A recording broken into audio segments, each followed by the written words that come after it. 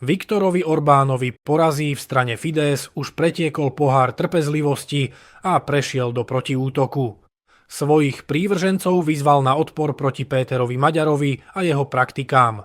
Podľa Orbána nový maďarský premiér mení krajinu na autokraciu a musia mu v tom zabrániť. Ak nechcete, aby vám ďalšie zaujímavé video ušlo, odoberajte kanál Politika Online. Bývalý maďarský premiér Viktor Orbán v stredu vyzval svojich podporovateľov, aby obnovili demokraciu v Maďarsku a postavili sa tyranii, ktorú podľa jeho slov nastolila vláda Pétera Maďara. Pre Orbána ide o prvé silnejšie politické vyhlásenie od jeho prehry v aprílových voľbách.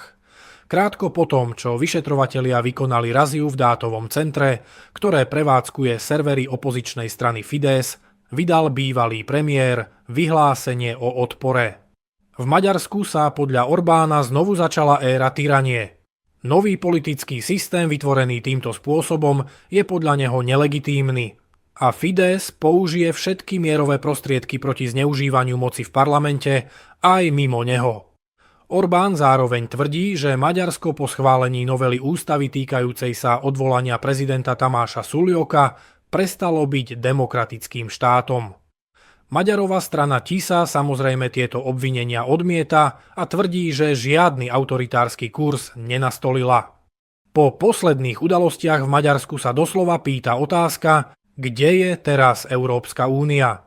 Kde sú všetci tí europoslanci, ktorí nám celé roky vysvetľovali, že Viktor Orbán je najväčším nebezpečenstvom pre demokraciu v Európe?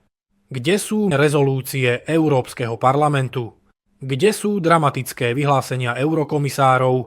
Kde sú varovania, že Maďarsko sa rúti do autoritárstva?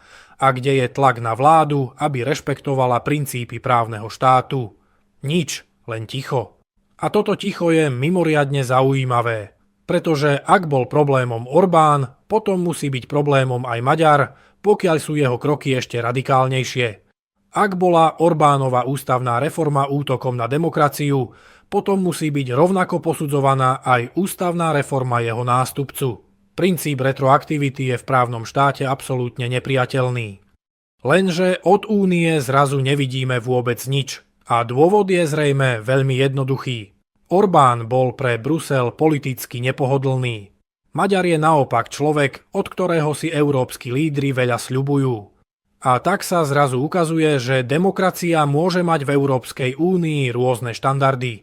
Jeden pre politikov, ktorí sa Bruselu nepáčia, a druhý pre tých, ktorí sú ochotní hrať podľa jeho pravidiel. Orbán môže byť politik, s ktorým človek súhlasí alebo nesúhlasí. Môžeme kritizovať jeho vládu, jeho rozhodnutia aj jeho politický štýl.